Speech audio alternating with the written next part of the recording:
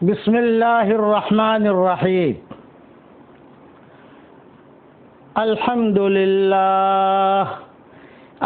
لله نحمده ونستعينه ونستغفره ونؤمن به ونتوكل عليه ونعوذ بالله من شرور أنفسنا ومن سيئات أعمالنا من يهده الله فلا مضل له ومن يضلله فلا هادي له ونشهد أن لا إله إلا الله وحده لا شريك له ونشهد أن سيدنا ومولانا محمدا عبده ورسوله صلى الله عليه وعلى آله وأصحابه وبارك وسلم تسليما كثيرا كثيرا.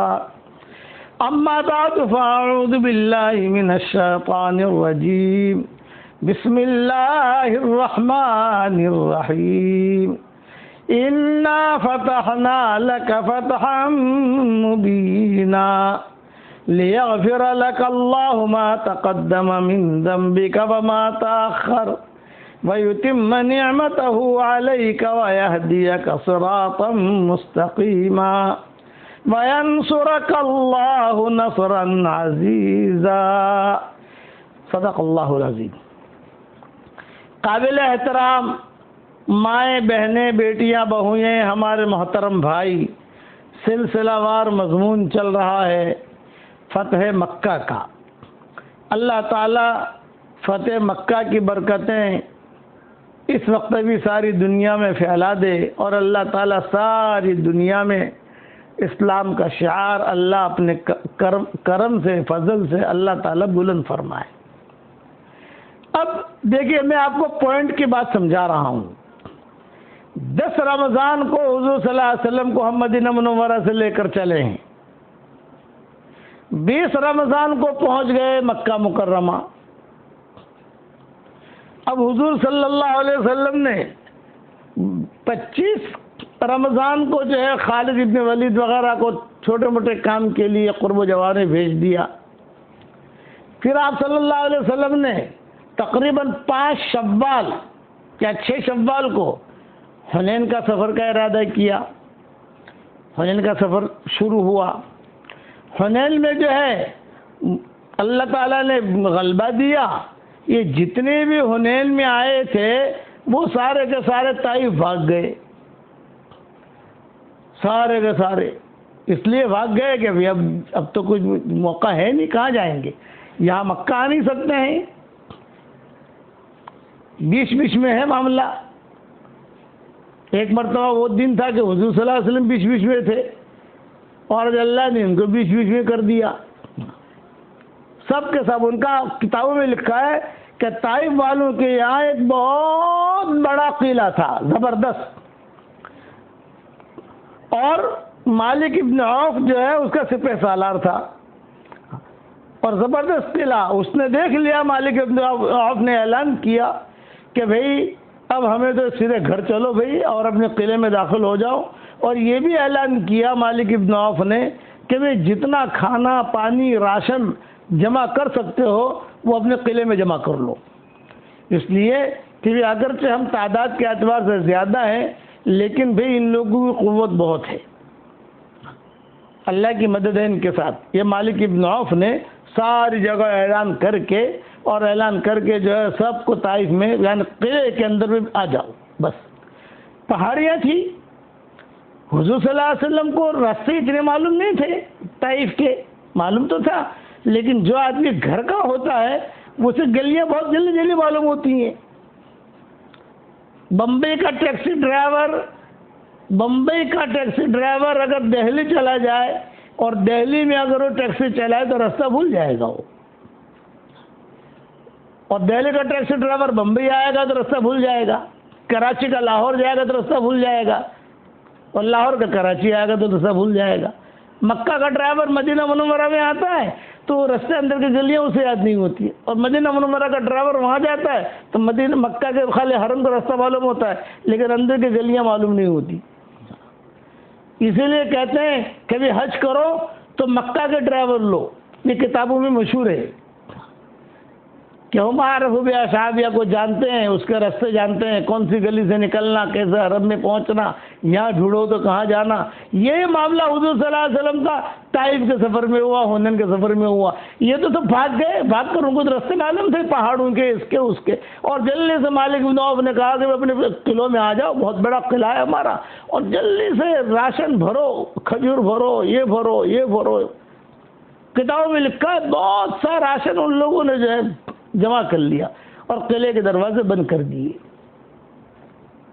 حضور صلی اللہ علیہ وسلم اپنے صحابہ کے ساتھ آہستہ آہستہ جو ترتیب ہوتی ہے سفر کی، وہ جا رہے تھے۔ وہاں جب گئے تو قلعوں میں یہ لوگ محبوس ہیں، قلعوں کے اندر ہے۔ بھئی آپ لوگ آؤ، کچھ مصالحت کریں، یہ کریں۔ فرمایا نہیں۔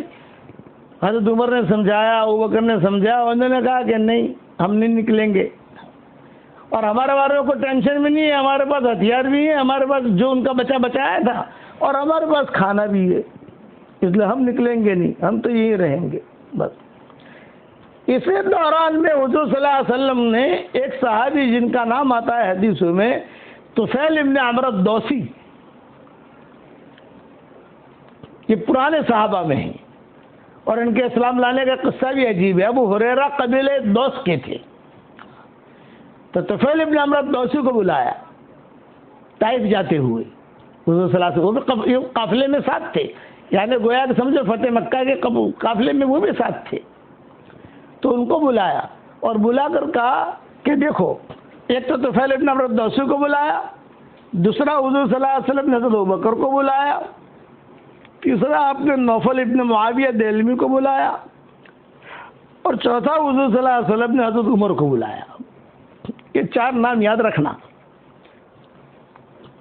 طائف والے وہ تو اپنے قلعے میں آ گئے، تو ان کی میٹر تو قلعے کی ہو گئی۔ حضور صلی اللہ علیہ وسلم قلعے سے باہر ہیں، پہاڑوں کا سفر کر کر کے حنین سے طائف پہنچ گئے حضور صلی اللہ علیہ وسلم۔ لیکن طائف والوں کو بہت سمجھایا، انہوں نے کہا نہیں، تو صحابہ نے مشورہ کیا کہ کیا کریں، واپس چلیں؟ تو آپ نے جو ہے حنین سے آتے ہوئے ایک اعلان کیا، بھئی دیکھو ہم تو طائف جا رہے، اور جتنا بھی مال غنیمت آیا جعرانہ میں داخل کر دو۔ جعرانہ ایک جگہ ہے، آج کل وہاں جو ہے مسجد بنی ہوئی ہے، اور یہ جو عمرہ کرنے والے عمرہ کرتے ہیں مسجد عائشہ سے کرتے ہیں، وہ بھی عمرہ ہو جاتا ہے، لیکن اچھا یہ ہے کہ آدمی جعرانہ سے عمرہ کرے، کہ حضور صلی اللہ علیہ وسلم نے جعرانہ سے عمرہ کیا تھا طائف سے واپسی پر۔ تو اچھا یہ ہے، میں جب بھی جاتا ہوں اور اگر وہیں سے عمرہ کرنا ہو تو ہم جعرانہ سے کرتے ہیں، وہ زیادہ فضیلت والا ہے۔ چنانچہ حضور صلی اللہ علیہ وسلم نے طفیل ابن عمرو الدوسی کو بلایا، حضرت ابوبکر کو بلایا، نوفل ابن عمرو کو بلایا دہلوی، اور حضرت عمر کو بلایا۔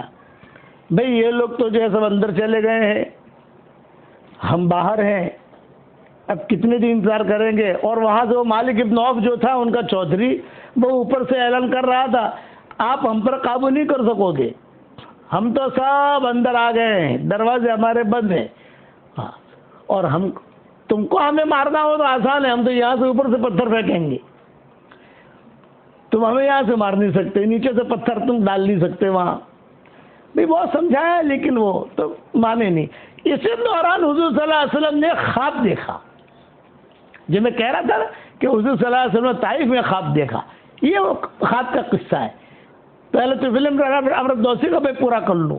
تو طفیل ابن عمرو الدوسی کو بلا کر یہ کہا کہ دیکھو بھی ہم جو ہے ابھی اس مسئلے کے اندر پھنسے ہوئے ہیں، یہ جتنے بھی حنین کا مال ہے وہ تو مل گیا ہمیں، غلام باندیاں، یہ گھوڑے اونٹ وہ تو مل گئے ہمیں، لیکن یہ سارے کے سارے بھاگ گئے ہیں، تو وہاں داخل ہو گئے ہیں اپنا طائف کے قلعے کے اندر۔ تو تمہیں میں ایک کام کے لیے بھیجتا ہوں، طفیل ابن عمرو الدوسی کو، اور یہ کہا تو تم وہ کام کر کے جلدی سے آنا، چونکہ حضور صلی اللہ علیہ وسلم کو ان پر اعتماد بہت تھا۔ طفیل ابن عمرو الدوسی جو ہے یہ بڑے لوگوں میں تھے، جبکہ شاعر تھے، اچھے اچھے اشعار پڑھتے تھے، لبیبن کان لبیبن شاعرن، بہت سمجھدار آدمی تھے۔ جب حضور صلی اللہ علیہ وسلم مکہ مکرمہ میں تھے اور ابھی مدینہ منورہ ہجرت نہیں کی تھی، تو یہ طفیل ابن عمرو الدوسی جو ہے یہ آئے تھے مکہ مکرمہ. جب مکہ مکرمہ آئے تو سارے مکہ والوں نے کہا ارے طفیل آیا, طفیل آیا, طفیل آیا, طفیل آیا. اور مکہ والوں نے مل کر بلایا, اس کو دعوت کی, کھجوریں کھلائی طفیل بن عمرو الدوسی کو. دیکھ بھائی ایک کام کرنا, تجھے جو کرنا ہے وہ کرنا, لیکن وہ جو آدمی کھڑا ہے نا وہ دیکھ, وہ حضور صلی اللہ علیہ وسلم کو تو اشارہ کیا, وہ جو آدمی کھڑا ہے اس کی بات مت سننا. یہ طفیل بن عمرو الدوسی, اس کی بات مت سننا, اگر اس کی بات سنا تو گیا. اتنا ڈرایا, اتنا ڈرایا, اتنا ڈرایا. تو میں طفیل بن عمرو الدوسی کہتے تھے کہ میں نے ان کو پوچھا بھئی ان کی بات نہ سنو, لیکن یہ تو ملتزم کے پاس بالکل کعبہ سے لگ کر کھڑے ہو کر نماز پڑھ رہے. حضور صلی اللہ علیہ وسلم تھوڑا زور سے قرآن پڑھتے تھے. ابھی مدینہ منورہ کا سفر نہیں ہوا تھا اور مکہ میں سے دھمال چل رہی تھی بے ایمانوں کے ساتھ. تو ابو جہل, ابو لہب سب نے کہا کہ اس کی بات تیرے کان میں پڑنی نہیں چاہیے, اس کی آواز ایسی ہے کہ جو سن لیتا ہے وہ اس کا ہو جاتا ہے, یہ تو سننا مت. تو میں نے ان سے کہا میں کروں کیا, عمرہ کروں نہ کروں؟ عمرہ کرتے تھے مشرکین, عمرہ کروں نہ کروں؟ تو انہوں نے کہا تجھے عمرہ کرنا ہے کر, طواف کرنا ہے کر, جو کرنا ہے کر, لیکن بات مت سننا. یہ طفیل بن عمرو الدوسی تھے. ان کو حضور صلی اللہ علیہ وسلم نے یہاں کام سونپا طائف میں. اور ابو بکر, عمر اور نوفل ابن عمر جو ہے, ان تینوں سے الگ بات کی حضور صلی اللہ علیہ وسلم نے. اس دوران ابھی مسئلہ چل رہا ہے کہ طائف والے جو قلعے میں ہیں, حضور صلی اللہ علیہ وسلم سارا قافلہ باہر ہے. اسی دوران حضور صلی اللہ علیہ وسلم نے خواب دیکھا. وہ خواب میں حضور تشویش میں پڑ گئے کہ کیا تعبیر ہے اس کی. میں پہلے طفیل بن عمرو الدوسی کا پورا کر لوں. تو طفیل بن عمرو الدوسی جو تھے تو انہوں نے مشرکین مکہ سے کہا زمانے جاہلیت میں, بھئی ایک کام کرو, تم منع کرتے ہو اس آدمی کی بات مت سننا, تم مجھے روئی لا کر دو تاکہ میں روئی کان میں ڈال دوں. تو مکہ والے جو تھے وہ انہوں نے روئی لا کے دی, روئی جو ہے کان میں ڈالی اور انہوں نے طواف کرنا شروع کیا. حضور صلی اللہ علیہ وسلم کو کچھ پتہ نہیں ہے کہ ایسا کوئی آدمی آ کر بیٹھا ہے. اور یہ لوگ کیا کرتے تھے, حضور صلی اللہ علیہ وسلم جب نماز پڑھتے تھے کعبے کے قریب تو ٹولیاں بنا کر جو ہے دور دور بیٹھتے تھے اور دیکھتے تھے کوئی نیا آدمی حرم میں آ رہا ہے. نیا آدمی آتا یہاں ایسا کر کے بلاتے تھے نیا آدمی, یہاں بولا دیکھ کیوں آیا تو؟ عمرے کے لیے آیا ہوں اور بتوں کے نام پر یہ کروں گا. بت ہوتے تھے اس وقت میں, تو کہتے تجھے جو کرنا ہے کرنا, اس کی بات مت سننا. یہی معاملہ ہوا طفیل بن عمرو الدوسی کا, چونکہ بڑے آدمی تھے طفیل بن عمرو الدوسی, اسی لیے حضور صلی اللہ علیہ وسلم نے اتنا اعتماد کیا ان پر کہ حنین کے موقع پر کام سونپا, ان کو بڑا کام سونپا حنین کے موقع کے اوپر. ورنہ ہر چھوٹے آدمی کا ہر آدمی کو ہر کام نہیں سونپا جاتا. جیسے جریر کو حضور صلی اللہ علیہ وسلم نے کام سونپا تھا, بڑا کام سونپا تھا ان کو, تو ان کو تنہائی میں بلا کر بڑا کام سونپا. تو طفیل بن عمرو الدوسی کہتے تھے میں نے کان میں جو روئی رکھ لی اور روئی رکھنے کے بعد میں نے طواف شروع کیا, لیکن حضور صلی اللہ علیہ وسلم کے جب قریب سے گزرتا تو جو ہے کچھ نہ کچھ آواز کان میں جتنی بھی تم روئی ڈالو کچھ نہ کچھ آواز پہنچ جاتی ہے. تو مجھے اچھی لگی. حضور بہت اچھے طریقے سے قرآن پڑھتے تھے, پتھر بھی سنتے تھے, فرشتے بھی سنتے تھے, جنات بھی سنتے تھے, بلکہ جناتوں نے تو قرآن سن کر اسلام قبول کیا. بھائی صرفنا الیک نفرا من الجن یستمعون القرآن. یستمعون القرآن کا جملہ ہے, یسمعون القرآن کا جملہ نہیں ہے. یسمعون القرآن کا مطلب یہ آج کہ سنا, روا روی بھی سنا. آج ہم قرآن سنتے ہیں, روا روی بھی سنتے ہیں. اور یستمعون القرآن کا مطلب یہ دھیان سے سنتے تھے. سمع اور استماع دونوں میں یہ فرق ہے. تو انہوں نے دھیان سے قرآن سنا. ارے یہ اللہ کا کلام ہے, اللہ کا کلام. آدمی اگر صرف دھیان سے قرآن سنے تو بھی اللہ اسے ہدایت دے دے گا. آج ہم دھیان سے نہیں سنتے, روا روی میں نہیں, دھیان سے سنو. آپ ایک ایک جملہ جو ہے وہ آپ کے دل میں ٹچ کرے گا. تو طفیل بن عمرو الدوسی کہتے تھے میں طواف کرتے کرتے جو ہے حضور صلی اللہ علیہ وسلم کے قریب سے گزرتا تو جو ہے میری روئی ہوا کے ذریعے سے تھوڑی سی نکل جاتی کانوں میں. میں یہ کر کے, اور مکہ والے بیٹھے بیٹھے دیکھتے رہتے تھے کہ ہاں ابھی تک تو اپنے کنٹرول میں ہے. کہ یار ابھی تک تو سنا ہے، لیکن کچھ باتیں اچھی لگی تھی تو فلم نمبر 2 سے کہتے تھے میرے دل میں اللہ نے یہ بات ڈالی کہ بھائی میں تو شاعر آدمی ہوں یار، سمجھدار آدمی ہوں، یہ مکہ والوں کو چھوکروں کی باتیں کیوں سنوں، میں تو ان سب کا بڑا ہوں، میں تو سمجھتا ہوں اچھا کیا ہے خراب کیا ہے، میں بات تو کروں محمد سے، کیا مسئلہ ہے جو پوچھوں تو صحیح۔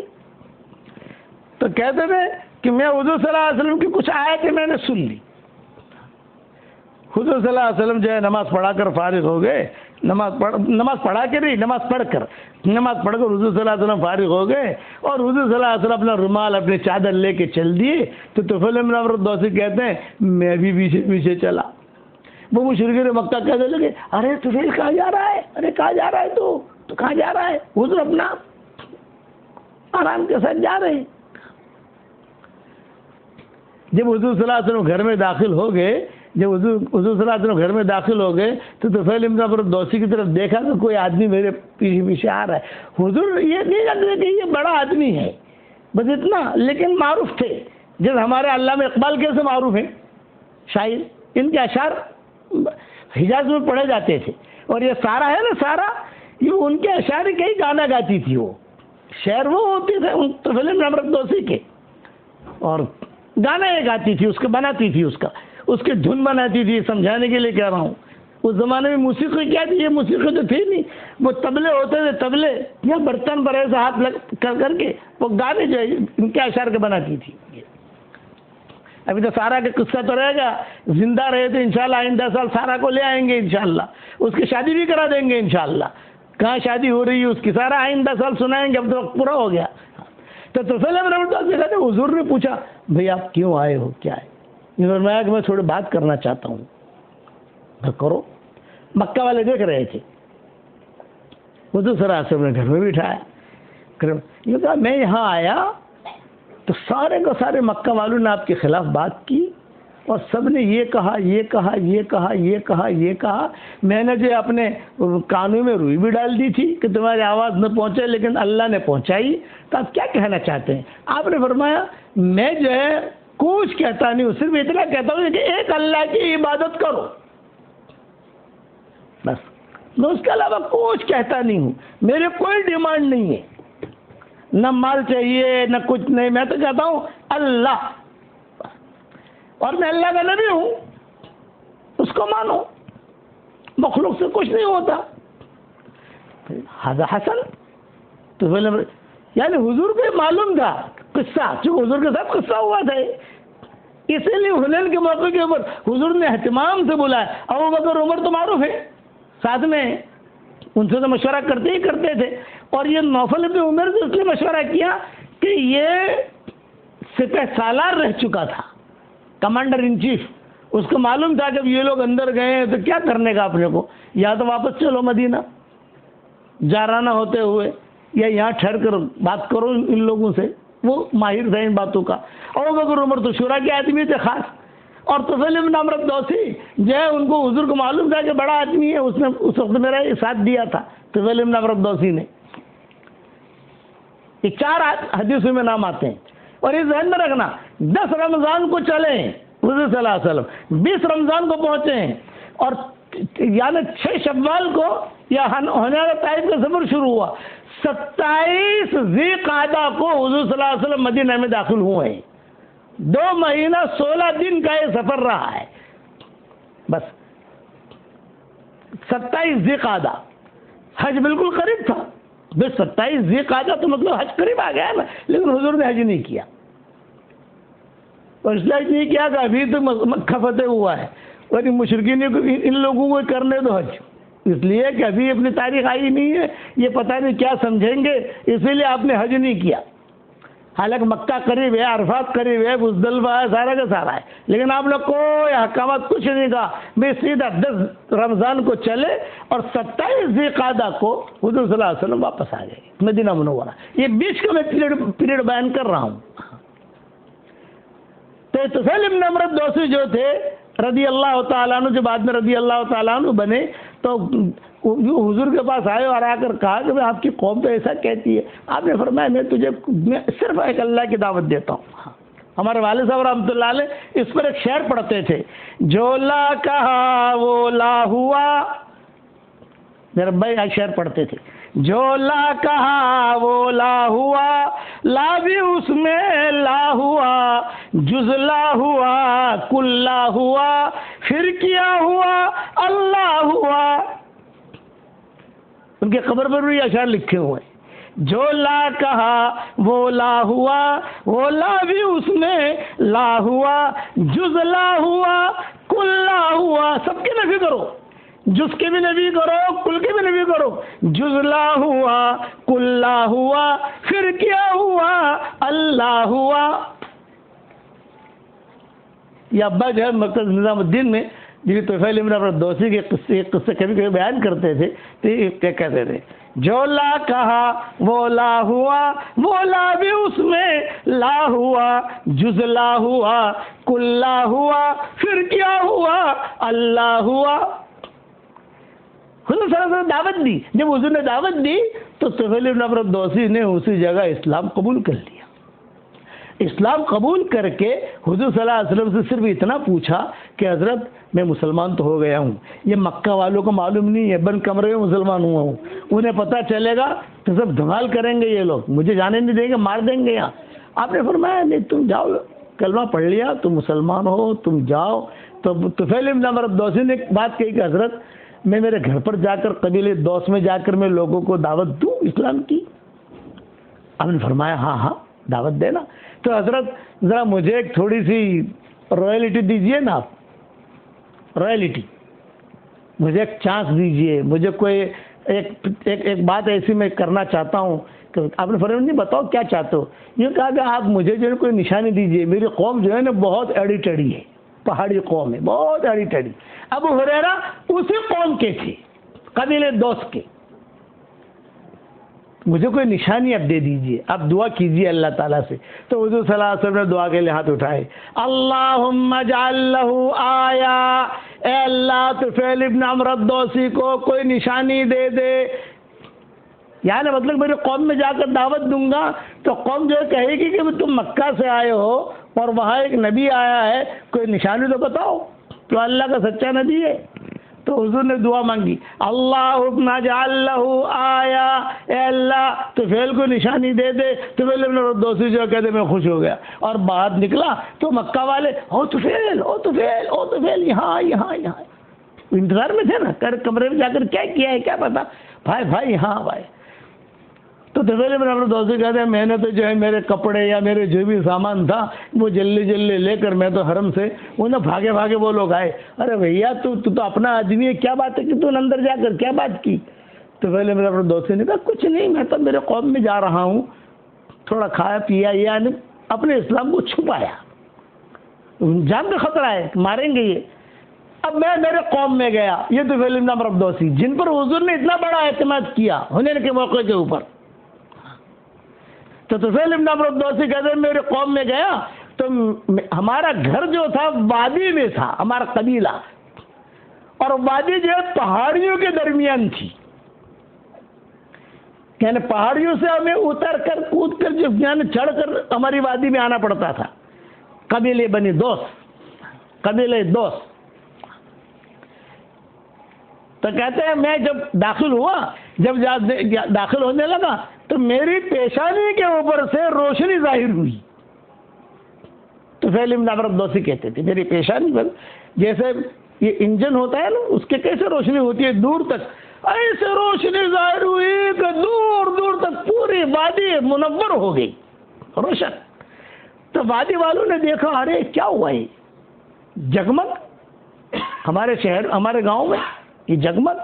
تو طفیل ابن عمرو الدوسی کہتے کہ میں گھبرایا تو میں نے اللہ سے دعا کی، اللہ پاک یہ میری روشنی جو میرے پیشانی سے نکل رہی ہے نا اسے کسی اور جگہ پر تو منتقل کر دے، اس لیے کہ یہ قوم میری اڈی ٹیڑی ہے، اڈیل ٹٹو جیسا ہے، یہ لوگ سمجھیں گے نہیں اور یہ کہے گا کہ دیکھ تو نے اپنا دھرم چھوڑا نا تو تیرا چہرہ ہی بدل گیا، الٹی بات کریں گے. یہ میں نے دعا مانگی، دعا مانگتے ہی وہ روشنی میرے کوڑے میں آ گئی. کل قندیل المعلق، حدیث شریف میں جملے آتے ہیں. روشنی یہ کوڑا گھماؤں تو روشنی پھیلتی تھی پورے گاؤں میں، تو پورے گاؤں والے دیکھنے کے لیے آئے، ارے طفیل، ارے طفیل، ارے طفیل، ارے طفیل، یہ کیا ہوا، یہ کیا ہوا، یہ کیا ہوا۔ سب سے پہلے میں گھر میں گیا، گھر میں جا کر جو ہے میرے والد سے ملاقات کی، ابا میرا آپ کا کوئی جوڑ نہیں۔ بیٹا کیوں جوڑ نہیں؟ کیونکہ میں تو مسلمان ہو گیا ہوں اور آپ مسلمان نہیں ہیں۔ اور میں کہا کوئی بات نہیں، اگر تو مسلمان ہو گیا، تیرا مذہب میرا مذہب۔ میرے والد نے اسلام قبول کر لیا۔ پھر میری ماں کے پاس گیا، ماں میرا آپ کا کوئی جوڑ نہیں۔ اس نے جو اعتماد کیا ہے نا، وہ اس قصے ہوئے پیچھے۔ پھر بیٹا کیوں؟ یہ کہ میں تو مکہ جا کر مسلمان ہو گیا ہوں، وہاں محمد احمد نامی ایک آدمی ہے، یہ ہے وہ ہے۔ تو کہا بیٹا کوئی بات نہیں، تیرا دھرم میرا دھرم۔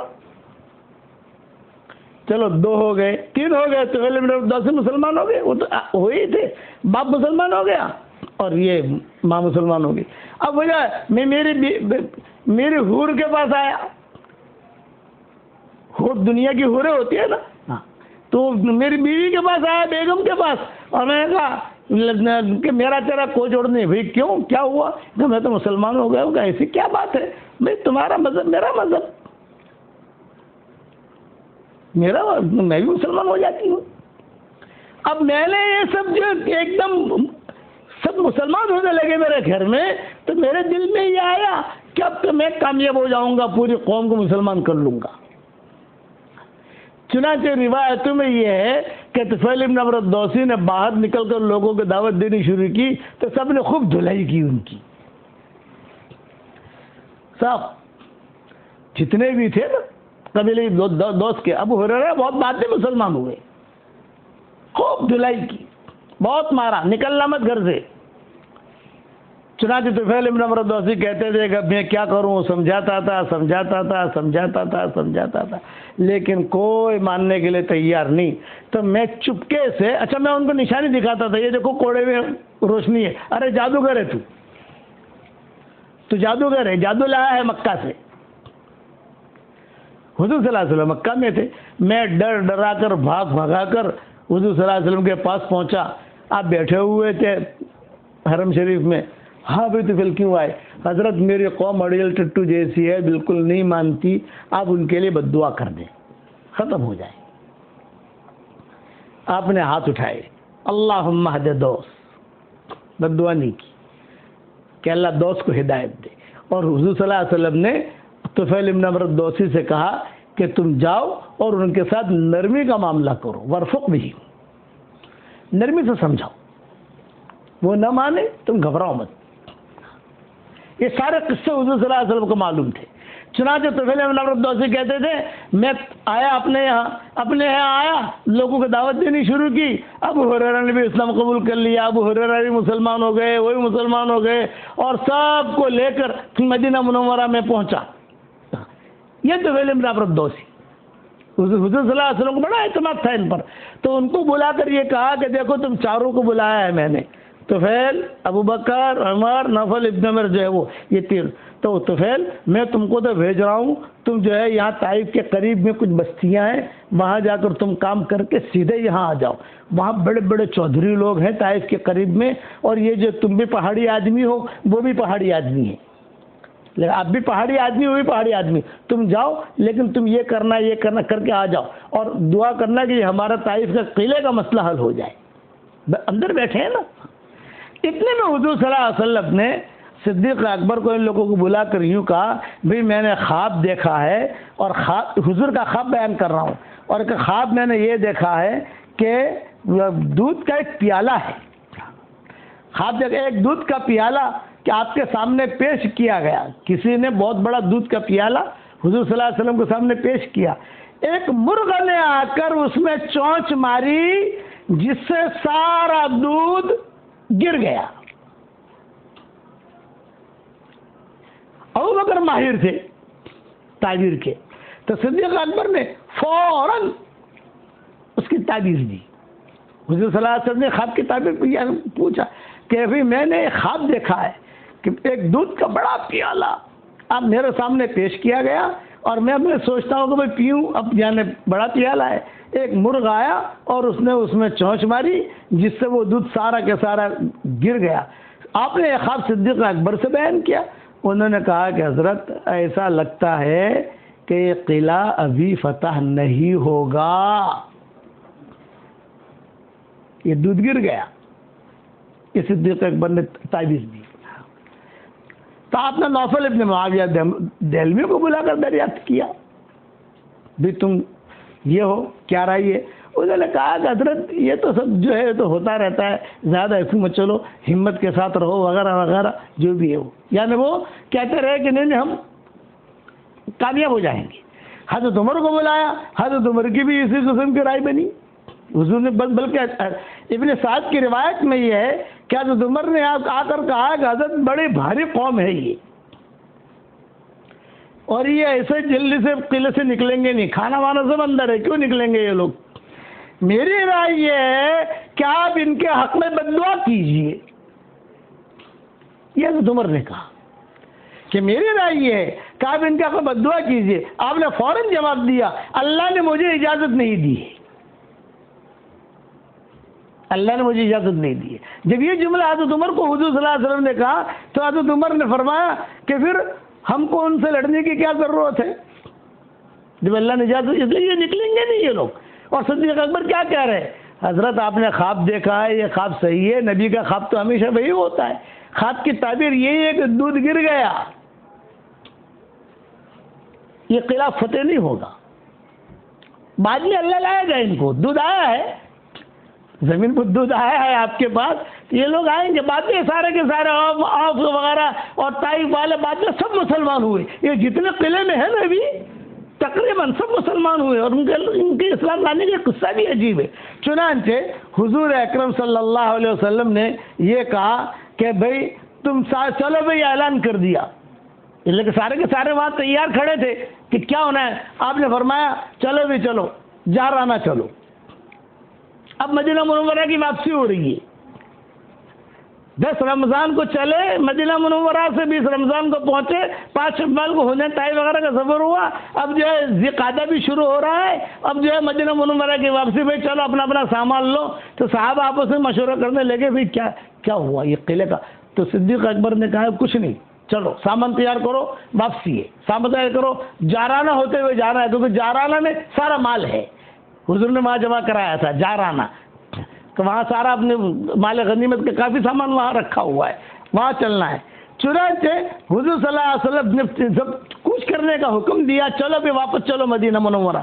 تو حضور صلی اللہ علیہ وسلم نے کھڑے ہو کر ایک دعا مانگی، وہ دعا قبول ہوئی، اللہم اہد ثقیف وأت بہم، اللہم اہد ثقیف وأت بہم، اے اللہ ثقیف قبیلے بنی ثقیف، اے اللہ ثقیف کو ہدایت دے اور ان کو مسلمان کر کے میرے پاس پہنچا، اے اللہ ثقیف کو ہدایت دے اور ان کو مسلمان کر کے میرے پاس پہنچا۔ چنانچہ روایت یہ دعا حضور نے مانگی اور زور سے مانگی، اور سارا کا سارا جو مجمع تھا وہ مجمع نے آمین کہی۔ طفیل بن عمرو الدوسی بھی آ گئے، حضور کو خوشخبری دیا کہ آپ نے جو کام کے لیے بھیجا تھا وہ کام میں نے کر دیا، اور بہت اچھے طریقے سے میں نے کام کیا۔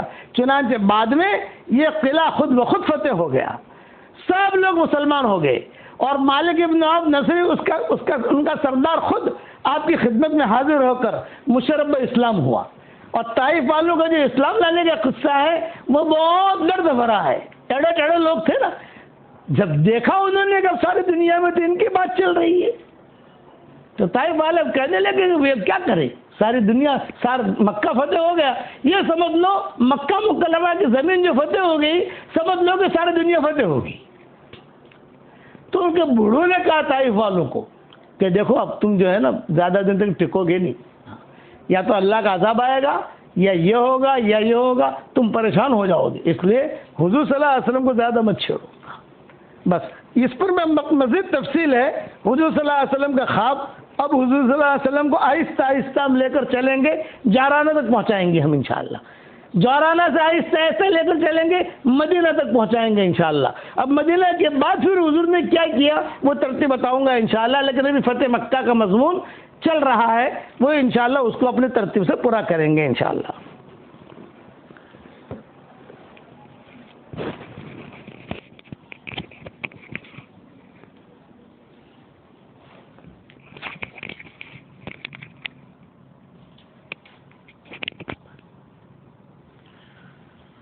بسم اللہ الرحمن الرحیم۔ ہمارے سامنے جو مسائل چل رہے تھے وہ مسلمان اور غیر مسلمان کے درمیان تعلقات کے سلسلے میں۔ آج جو مسئلہ آپ لوگوں کے سامنے سمجھانے جا رہا ہوں وہ یہ ہے، عام طور پر لوگ یہ بھی سوال کرتے ہیں کہ بھئی ہمارے معاشرے میں مسلمان کا غیر مسلمانوں کے درمیان بہت سے معاملات ہوتے ہیں، تجارتی معاملات ہوتے ہیں، پھر اسی طریقے سے سیاسی تعلقات ہوتے ہیں، سماجی تعلقات ہوتے ہیں، اور ان تعلقات کو نبھانا انسان کی بہت ساری مجبوریاں بھی ہوتی ہے۔ تو ان تعلقات کے نبھانے میں یہ چیزیں بھی آتی ہے کہ یہ غیر مسلموں کو ہم دعوت بھی دیتے ہیں، کتنی مرتبہ وہ ہم کو ہدیہ دیتے ہیں، اور کتنی مرتبہ وہ خود ہم کو دعوت دیتے ہیں تو ہمیں ان کے وہاں پہ جانا پڑتا ہے، کچھ نہ کچھ کھانا پینا پڑتا ہے۔ اسی طریقے سے بہت سی جگہیں ایسی ہوتی ہے کہ وہاں مسلمانوں کی کوئی ہوٹل نہیں ہوتی تو غیر مسلم کے وہاں پہ اس کی ہوٹل میں کھانا کھانے کی ضرورت پیش آتی ہے۔ تو آج جو آپ لوگوں کو مسئلہ سمجھانے جا رہا ہوں وہ یہ ہے کہ غیر مسلموں کا ہدیہ اور ان کا کھانے کی شرعی کیا حیثیت ہے، اس سلسلے میں کیا اصول اور ضوابط ہے۔ اس میں بہت ساری چیزیں آ جائے گی، کسی غیر مسلم کے وہاں پہ جا کے کھانا کھانا، اس کی ہوٹل میں جا کے کھانا کھانا، پھر اس کے دیے ہوئے تحفوں کا استعمال۔ تو اصول سمجھ لیجئے، تو اس اصول کی روشنی میں بہت سی جزیات سمجھ میں آ جائے گی۔ تو سب سے پہلا اصول تو یہ سمجھ لیجئے کہ اعتقادی اسباب کے تحت میں دو چیزیں تو مکمل حرام ہیں غیر مسلموں کی استعمال کرنا اعتقادی اسباب کے تحت میں۔ ایک چیز تو آتی ہے کہ غیر مسلموں نے کسی بھی جانور کو ذبح کیا، ظاہر سی بات ہے وہ اللہ کے نام پہ ذبح نہیں کرتے ہیں، وہ غیر اللہ کے نام پہ ذبح کرتے ہیں، اس لیے ان کا ذبح کیا ہوا جو بھی ذبیحہ ہے اس کا مسلمانوں کے لیے استعمال کرنا حرام ہے۔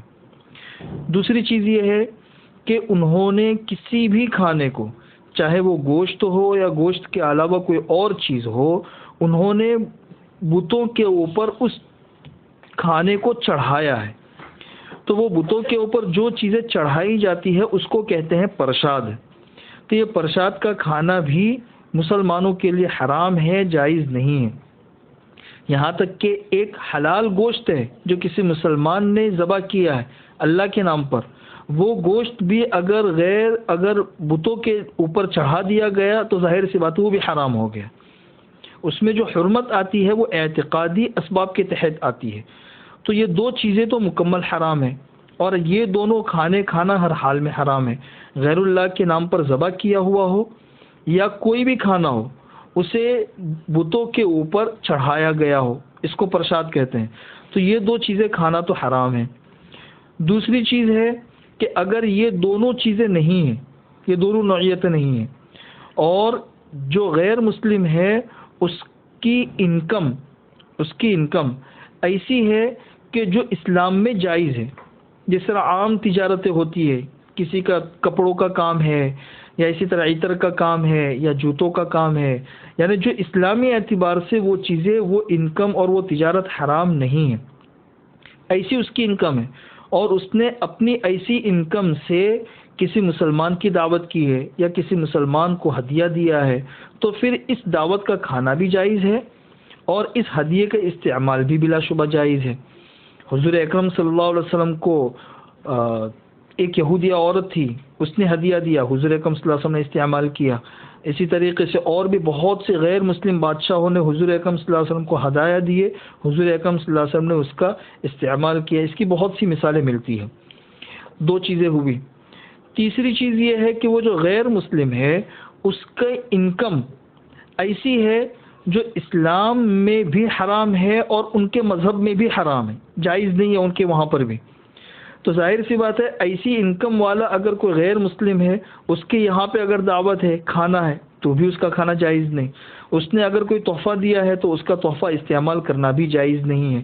جیسے چوری ہے، وہ جس طرح اسلام میں جائز نہیں ہے تو ان کے وہاں پہ ان کے مذہب میں بھی یہ چیز اچھی نہیں ہے۔ چنانچہ چوری کا مال اگر کسی نے دیا ہے تو اس کا استعمال جائز نہیں ہے مسلمان کے لیے، اور ایسی انکم سے اگر کھانا ہے تو اس کھانے کا استعمال بھی جائز نہیں ہے۔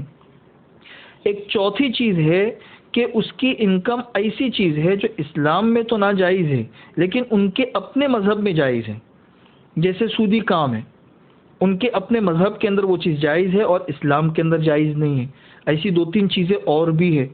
تو اس سلسلے میں بھی احتیاط تو یہی ہے کہ انسان اپنے آپ کو مشتبہ چیز سے بچائے۔ اگر ایسی انکم سے کسی شخص نے ہدیہ دیا ہے یا کھانے کا استعمال کیا ہے تو پھر احتیاط اور تقوی کا تقاضا تو یہی ہے کہ ایسی چیز سے بھی انسان کو بچنا چاہیے، لیکن جواز کا اس سلسلے میں فتویٰ بعض فقہا نے دیا ہے کہ اگر کسی شخص نے ایسی انکم والے غیر مسلم کی ہدیے کو قبول کر کے استعمال کر لیا تو کوئی حرج نہیں ہے۔ جس طرح عام طور پر لوگ پوچھتے ہیں کہ بھئی ہم جس سونار سے سونا لیتے ہیں، اب سونار کے وہاں پہ تو عام طور پر سود کا کچھ نہ کچھ انوالومنٹ ہوتا ہے، یا کوئی بھی غیر مسلم ہو تو اس کا تو سودی کسی نہ کسی کاروبار سے تعلق ہوتا ہی ہوتا ہے۔ تو اس میں احتیاط تو یہی ہے کہ پھر بھی اپنے آپ کو مشتبہ چیز سے بچائے، لیکن اس کی بعض کتب فقہ کے اندر اس کی اجازت ہے کہ ایسے ہدیے کو استعمال کر لیا تو کوئی حرج نہیں ہے۔ حضور اکرم صلی اللہ علیہ وسلم کے زمانے کے اندر بھی جتنے غیر مسلم تھے ان کا سب یہی کام تھا، سودی کاروبار، لیکن اس کے باوجود بھی حضور اکرم صلی اللہ علیہ وسلم نے ان کے ہدایہ کو قبول کیا ہے اور استعمال کیا ہے اور تحقیق بھی نہیں کی۔ یہ 4 چیزیں ہو گئی۔ اب ان 4 چیزوں کو سامنے رکھتے ہوئے بہت سے مسائل ہمارے حل ہو جائیں گے۔ ان چاروں چیزوں کو سامنے رکھتے ہوئے اگر کسی غیر مسلم کے ہوٹل میں کھانا کھانا ہے تو اس کو دھیان میں رکھو کہ اگر غیر مسلم کا ذبیحہ ہے تو وہ جائز نہیں ہے، اگر بتوں پر چڑھایا ہوا ہے تو بھی جائز نہیں ہے، اور اگر اس کے علاوہ عام کھانا ہے تو پھر اس کے استعمال کی گنجائش ہے۔ بہتر تو یہ ہے کہ کسی مسلمان کے ہوٹل میں کھانا کھایا جائے۔ جہاں تک اس بات کا تعلق ہے کہ بھئی ہم کسی کے وہاں پر گئے، اب کھانا سامنے آیا، ہمیں پتہ نہیں ہے کہ یہ کیسا ہے، تو قرائن دیکھے جائیں گے۔ گوشت ہے تو اس کا استعمال تو جائز ہی نہیں ہے، ظاہر سی بات ہے، اور اگر پتہ چل گیا کہ یہ بتوں کے اوپر چڑھایا ہوا ہے تو بھی اس کا استعمال جائز نہیں ہے، اور اگر اس سے ہٹ کر کوئی چیز ہے اور ہمیں اس کا پتہ نہیں ہے کہ سامنے والے کی انکم کیا ہے تو پھر بھی اپنے آپ کو محتاط رکھنے میں احتیاط تو اسی کے اندر ہے۔ اور اگر اس کا کاروبار بنیادی حلال ہے جو اسلام میں بھی جائز ہے تو اس کا استعمال کرنے کے اندر کوئی حرج نہیں ہے، اور اگر ایسا ہے کہ جو اسلام میں جائز نہیں ہے ان کے وہاں پر جائز ہے تو پھر اس کی تفصیل بھی میں نے آپ لوگوں کو بتا دی۔ غیر مسلموں کو اپنے یہاں پر دعوت دینا، حضور اکرم صلی اللہ علیہ وسلم پر جب یہ قرآن کریم کی آیت نازل ہوئی وَأَنذِرْ عَشِيرَتَكَ الْأَقْرَبِينَ، اپنے قریبی رشتہ داروں کو ڈرائیے، تو حضور اکرم صلی اللہ علیہ وسلم نے اپنے خاندان کے جتنے لوگ تھے جو اب تک مسلمان نہیں ہوئے تھے ان سب کو دعوت دی اور کھانے پہ بلایا اور پھر اسلام کی دعوت دی۔ اس سے یہ بات سمجھ میں آتی ہے کہ اگر اسلام سے قریب کرنے کی غرض سے غیر مسلموں کو بھی اپنے یہاں پہ دعوت دی جائے تو یہ ایک اچھا عمل ہے، ان کے سامنے اسلام کی ایک خوبیاں جائے گی کہ اسلام اس بات کی بھی دعوت دیتا ہے۔ اسی سے لگے ہوئے یہ مسائل ہے تجارتی اور معاشی، کہ کسی غیر مسلم کے وہاں پہ ملازمت کرنا اور کسی غیر مسلم کو اپنے یہاں پر ملازم رکھنا، یہ دونوں کے دونوں چیزیں جائز ہیں۔ جس طرح بعض گھروں کے اندر روٹیاں پکانے والی غیر مسلم کبھی کوئی عورتیں ہوتی ہیں، غیر مسلم کو اپنے یہاں ملازم رکھنا اور غیر مسلم کے یہاں پہ ملازمت کرنا، یہ دونوں چیزیں درست ہیں۔ حضور اکرم صلی اللہ علیہ وسلم جب ہجرت کر کے مدینہ منورہ جا رہے تھے تو راستے میں راستہ دکھانے کے لیے جو گائیڈ لیا تھا وہ ایک غیر مسلم تھا۔ اس سے پتہ چلتا ہے کہ غیر مسلم کو اپنے یہاں پہ ملازم رکھا جا سکتا ہے۔ اسی طرح غیر مسلم کے وہاں پہ ملازمت بھی جائز ہے۔ حضرت علی رضی اللہ تعالیٰ عنہ کا ایک یہودی کے وہاں پہ ملازم رہنا ایک کتابوں کے اندر موجود ہے۔ حضرت خباب رضی اللہ تعالیٰ عنہ لوہاری کا کام جانتے تھے، عاص بن وائل کے لیے انہوں نے کام کیا ہے۔ عاص بن وائل جو ہے اس نے اسلام قبول نہیں کیا تھا، اس وقت حضرت خباب رضی اللہ تعالیٰ عنہ نے اس کے لیے کام کیا ہے۔ اسی طرح غیر مسلم ہے تو ان کے ساتھ پارٹنرشپ بھی کر سکتے ہیں۔ حضور اکرم صلی اللہ علیہ وسلم کا اسلام آنے کے بعد ابو سفیان کے ساتھ، اسی طرح جبیر بن مطعم کے ساتھ پارٹنرشپ کرنا یہ کتابوں کے اندر موجود ہے۔ حضور اکرم صلی اللہ علیہ وسلم نے ان کے یہاں پہ سرمایہ کاری کی ہے، اس لیے غیر مسلمین کے ساتھ میں پارٹنرشپ کرنا یہ بھی جائز ہے۔ بقیہ انشاءاللہ مسائل ہے وہ کل آپ لوگوں کے سامنے آ جائیں گے۔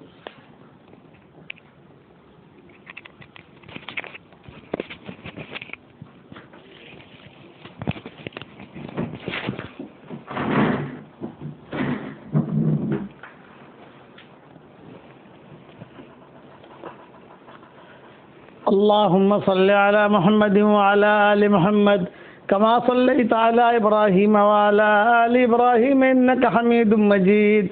اللهم صل على سيدنا محمد بن عبد الله القائم بحق الله، ما ضاق أمر إلا فرجه الله.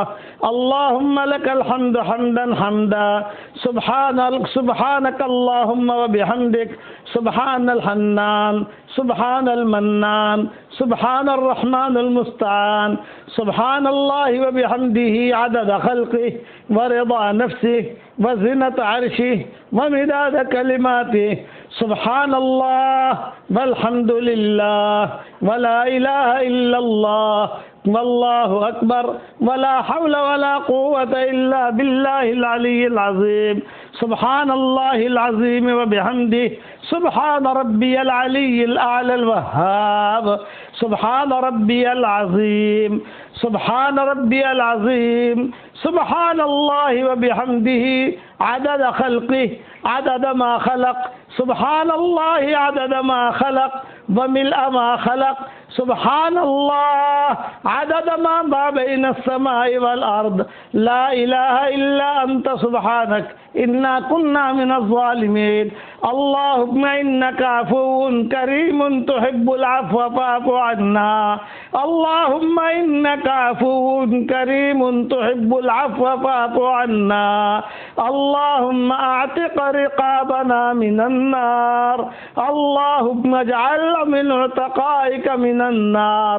اللهم أعتق رقابنا ورقاب آبائنا ورقاب أمهاتنا ورقاب إخواننا ورقاب أخواتنا ورقاب أزواجنا ورقاب جميع المسلمين والمسلمات من النار يا عزيز يا غفار. ربنا لا تؤاخذنا إن نسينا أو أخطأنا. ربنا ولا تحمل علينا إصرا كما حملته على الذين من قبلنا. ربنا ولا تحملنا ما لا طاقة لنا به واعف عنا واغفر لنا وارحمنا أنت مولانا فانصرنا على القوم الكافرين. ربنا لا تزغ قلوبنا بعد إذ هديتنا وهب لنا من لدنك رحمة إنك أنت الوهاب. ربنا اغفر لنا ذنوبنا وإسرافنا في أمرنا وثبت أقدامنا وانصرنا على القوم الكافرين. ربنا إننا سمعنا مناديا ينادي للإيمان أن آمنوا بربكم فآمنا. ربنا فاغفر لنا ذنوبنا وكفر عنا سيئاتنا وتوفنا مع الأبرار. ربنا وآتنا ما وعدتنا على رسلك ولا تخزنا يوم القيامة إنك لا تخلف الميعاد. حسبنا الله لديننا، حسبنا الله لما أهمنا، حسبنا الله لمن بغى علينا، حسبنا الله لمن حسدنا، حسبنا الله لمن كادنا بسوء. حسبنا الله ونعم الوكيل، نعم المولى ونعم النصير. يا عزيز يا قدير، لا إله إلا الله، لا إله إلا الله أعلى من كل شيء، لا إله إلا الله أغلى من كل شيء، لا إله إلا الله أطيب من كل شيء، لا إله إلا الله أظهر من كل شيء، لا إله إلا الله أكبر من كل شيء، لا إله إلا الله ليس قبله شيء، لا إله إلا الله ليس بعده شيء، لا إله إلا الله ليس فوقه شيء، لا إله إلا الله ليس دونه شيء، لا إله إلا الله ليس معه شيء، لا إله إلا الله ليس كمثله شيء، لا إله إلا الله قبل كل شيء، لا إله إلا الله بعد كل شيء، لا إله إلا الله زنة كل شيء،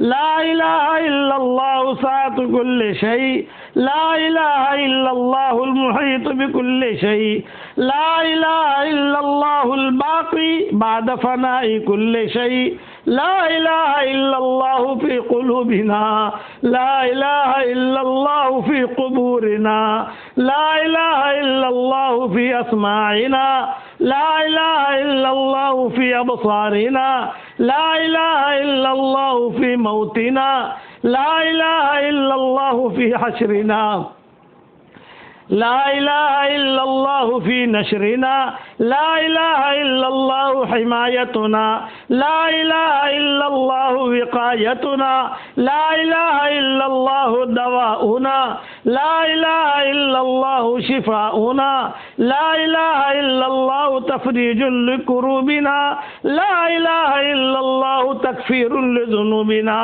لا إله إلا الله خالق العدم والوجود والزمان، لا إله إلا الله المعبود بالجنان واللسان والأركان، لا إله إلا الله المسبح بحمده كل لسان، لا إله إلا الله الحنان المنان ذو الجلال والإكرام، لا إله إلا الله حقا حقا، لا إله إلا الله إسلام وتسليما ورقا، لا إله إلا الله يقينا وصدقا، لا إله إلا الله في الأرض والسماوات، لا إله إلا الله في النوم واليقظات، لا إله إلا الله في المحيا والممات، لا إله إلا الله في الصحب والسكرات، لا إله إلا الله في العمد والهفوات، لا إله إلا الله في جميع اللحظات، لا إله إلا الله على سائر الحالات، لا إله إلا الله وحده لا شريك له، له الملك وله الحمد يحيي ويميت بيده الخير وهو على كل شيء قدير، لا إله إلا الله، لا إله إلا الله بها نحيا وبها نموت وبها نلقى الله عز وجل، لا إله إلا الله العظيم الحليم، لا إله إلا الله رب العرش العظيم، لا إله إلا الله، لا إله إلا الله، نشهد أن لا إله إلا الله ونشهد أن محمد رسول اللہ صلی اللہ علیہ وسلم۔ اے اللہ ہمارے گناہوں کو معاف فرما، اے اللہ ہماری خطاؤں سے درگزر فرما، اے اللہ ہم اقراری مجرم ہیں، ہمیں ہمارے جرموں پر اقرار ہے، ہم جیسا گنہگار نہ تیری زمینوں نے دیکھا، نہ تیرے آسمانوں نے دیکھا، نہ ہل اور حرم نے دیکھا، نہ تیرے فرشتوں نے دیکھا، نہ تیرے ہواؤں نے دیکھا، لیکن ہم نے تجھ جیسا کریم آقا بھی نہیں دیکھا ہے۔ ہم گناہ کرتے رہے، تو ہمیں روزے دیتا رہا، ہم گناہ کرتے رہے، تو ہمیں مال و منال دیتا رہا۔ جہاں اتنا کرم فرمایا ہے، ایک کرم اور فرما دے۔ جتنا مجمع آمین کہہ رہا ہے، اے اللہ ان کے دل میں جو جائز تمنائیں ہیں، عافیت سے ان کے تمناؤں کو پوری فرما کر اس میں خیر کی شکلیں اور صورتیں پیدا فرما۔ اے اللہ یہ مجمع جو آمین کہہ رہا ہے، اس میں سفید بال والے بوڑھے بھی ہیں، نوجوان عبادت گزار بھی ہیں، معصوم بچے بھی ہیں۔ اے اللہ پریشان حالوں کا مجمع بھی ہے، اور جو پریشان حال نہیں ہے ان کا مجمع بھی ہے۔ یہی مجمع اگر اس علاقے کے کسی کریم کے دروازے پر چلا جائے، صرف 1 روپیے کی بھیک مانگے، اس کریم کے لیے روپیہ دینا جتنا آسان ہے، اس سے زیادہ آپ کے لیے ہدایت کا دینا آسان ہے، اس سے زیادہ آپ کے لیے اس کلمے کو دنیا میں پہنچانا آسان ہے۔ آپ کے لیے اس سے زیادہ بیماری کو دور کرنا آسان ہے، آپ کے لیے اے اللہ ہر قسم کی تکلیفوں کا دور کرنا آسان ہے، اس لیے کہ آپ بہت بڑے ہیں۔ اے اللہ ہمارے گناہ تیرا کو نقصان نہیں پہنچا سکتے، تو ہمیں معاف کر دے گا تو تیری دریائے مغفرت میں سے کمی واقع نہیں ہوگی۔ اے ہمارے پیارے اللہ اس مبارک رات میں تو ہم سب کو معاف فرما دے۔ اے اللہ ہم تو تیرے فضل کے عادی ہو چکے ہیں، اب ہم کسی امتحان کے لائق نہیں ہیں، بغیر امتحان کے ہمارے بیڑوں کو پار فرما۔ اے اللہ موت کا آنا یقینی ہے، تجھے منہ دکھانا یقینی ہے۔ آج دوسروں کی موت کی خبریں ہمارے کانوں تک پہنچتی ہے، اے اللہ ایک دن آئے گا ہماری موت کی خبر دوسروں کے کانوں تک پہنچے گی۔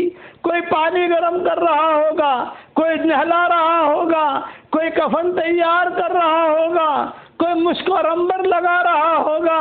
اے اللہ جو محبت کرنے والے بیوی بچے ہیں وہ سارے کے سارے قریب میں کھڑے ہوں گے، قیمتی گھڑی نکال دی جائے گی، قیمتی انگوٹھی نکال دی جائے گی، قیمتی موبائل دھرا رہ جائے گا، قیمتی کپڑے نکال لیے جائیں گے، قیمتی زیورات نکال لیے جائیں گے، کانوں سے بالیاں نکال لی جائیں گی۔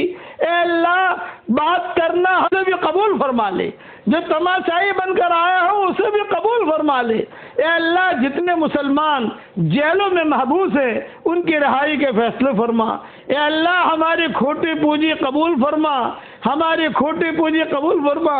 اے اللہ ہمیں وہ بدبخت انسان نہ بنا کہ رمضان گزر جائے اور ہماری مغفرت نہ ہو، رمضان گزر جائے اب یہ رمضان تو چلا، اے اللہ یہ رمضان تو اب سلام کر کے روانہ ہونے والا ہے، اب اپنا ساز و سامان تیار کر رہا ہے، جیسے مسافر کسی جگہ جاتا ہے تو جب دن ہوتے ہیں قریب میں وہ اپنا سامان سمیٹتا ہے، اب یہ رمضان المبارک کا مہینہ روانہ ہو رہا ہے، کچھ پتہ نہیں ہے آئندہ سال کی مبارک گھڑیاں ہمیں ملتی ہے کہ نہیں ملتی۔ اے اللہ جتنی گھڑیاں مقدر میں ہیں اے اللہ ہماری اس کی قدر کرنے کی تو ہم کو توفیق عطا فرما۔ اے اللہ ہمارے ماں باپ کی مغفرت فرما، اے اللہ ہمارے ماں باپ کی مغفرت فرما، ہمارے بیوی بچوں کی مغفرت فرما۔ اے اللہ لوگ مرنے کے بعد غسل دیں گے، اس غسل سے پہلے غسل توبہ کی توفیق عطا فرما۔ اے اللہ لوگ ہمیں کفن کا لباس پہنائیں گے، اس سے پہلے تقوی کا لباس ہم کو پہنا دے۔ اے اللہ ہماری سیئات کو حسنات سے مبدل فرما، ہم پر ثابت قدم فرما۔ اے اللہ امت کے تمام طبقات کو دعوت کے کام پر مشتمل فرما۔ اے اللہ ہمارے دل کی تختیوں کو نورانی بنا دے۔ اے اللہ تو نے اپنے کرم سے اپنا گھر دکھایا اور اپنے کرم سے اپنے نبی کا گھر دکھایا، اسی کرم سے اپنا چہرہ بھی دکھا دے، اسی کرم سے اپنا چہرہ بھی دکھا دے۔ اے اللہ ہمارے دل کی تختیوں کو نورانی بنا دے۔ اے اللہ جو بھی ناجائز عشق میں مبتلا ہو، چاہے مرد ہو چاہے عورتیں ہوں، عافیت سے ان کو ناجائز عشق سے تو مکمل طور پر نجات دے دے۔ اے اللہ امت کی صلاحیتوں کو دین کے لیے قبول فرما، ہماری جماعتوں کی نقل و حرکت کو قبول فرما۔ اے اللہ ہم سب کی اور پوری امت کی بہترین تربیت فرما۔ اے اللہ امت کے اعمال کی، ایمان کی، اخلاق کی، معاشرے کی، جان کی، مال کی تو پوری حفاظت فرما۔ اے مولا کریم آپ ہی نے ہمیں پیدا کیا ہے اور آپ ہی ہمیں ہدایت دینے والے ہیں، اور آپ ہی ہمیں کھلاتے ہیں اور آپ ہی ہمیں پلاتے ہیں، آپ ہی ہمیں ماریں گے اور آپ ہی ہمیں زندہ کریں گے۔ مولا ہماری ساری حاجتوں کا تو غیب سے تکفل فرما۔ اے مولا کریم ہمارے بدن کو درست فرما دے، بیماریوں کو دور فرما دے، کفر اور محتاجگی کو دور فرما دے، فقر کو دور فرما دے، اور تقوی طہارت والی زندگی عطا فرما۔ اے اللہ ہمارے خیالات کو پاکیزہ بنا دے، ہمارے خیالات کو پاکیزہ بنا دے، ہمارے خیالات کو پاکیزہ بنا دے، ہمارے خیالات کو پاکیزہ بنا دے۔ موت کے بعد کی ہلاکتوں سے تو پوری امت کی حفاظت فرما۔ جتنے لوگ اس بیماری میں مر گئے ہیں اے اللہ ان کی قبروں کو تو نور سے منور فرما، ان کے درجات کو بلند فرما، کروٹوں انہیں آرام نصیب فرما۔ جتنے مسلمان اسلام کی حالت میں دنیا سے رخصت ہو گئے ہوں ان سب کی تو پوری مغفرت فرما۔ آخر میں تجھ سے اتنی دعا مانگتے ہیں جنت میں اپنے نبی حضرت محمد صلی اللہ علیہ وسلم کا پڑوس ہمیں عطا فرما، جنت میں اپنے نبی صلی اللہ علیہ وسلم کا پڑوس ہمیں عطا فرما۔ اے اللہ مسلمانوں کے دلوں کو اپنے دین کے لیے نرم فرما دے۔ اے اللہ وہ دعا جو حضرت بریدہ اسلمی نے مانگی تھی، اور اے اللہ تیرے نبی نے کہا تھا کہ اے بریدہ جس کے ساتھ اللہ خیر کا ارادہ کرتا ہے یہ دعا مانگنے کی توفیق دیتا ہے، وہ دعا، یہ دعا تو ہم سب کے لیے قبول فرما لے، یہ دعا تو ہم سب کے لیے قبول فرما لے۔ اے اللہ گمراہ کرنے والے علم سے ہماری حفاظت فرما۔ اے اللہ اس امت کی شام کو صبح سے بدل دے۔ اے اللہ تقوی ہمارا توشہ بنا دے۔ اے اللہ تیرے دربار میں ارمانوں کی دنیا لے کر آئے ہیں۔ اے اللہ تیرے دربار میں ارمانوں کی دنیا لے کر آئے ہیں۔ اے اللہ تیرے دربار میں ارمانوں کی دنیا لے کر آئے ہیں۔ ہمارے جائز ارمانوں کے سورج کو عروج نصیب فرما، ہماری صدا اور ندا کو قبول فرما۔ اے اللہ دونوں چوکھٹوں کا نور ہمیں عطا فرما۔ اے اللہ مکہ مدینہ کا نور ہمیں عطا فرما۔ اے اللہ اس امت کو بربادیوں کے میلوں سے بچا دے۔ اے اللہ اس امت کو بربادیوں کے میلوں سے بچا لے۔ اے اللہ ہمارے فجر کی نمازوں کی تعداد اور جمعہ کی نمازوں کی تعداد کے برابر کر دے۔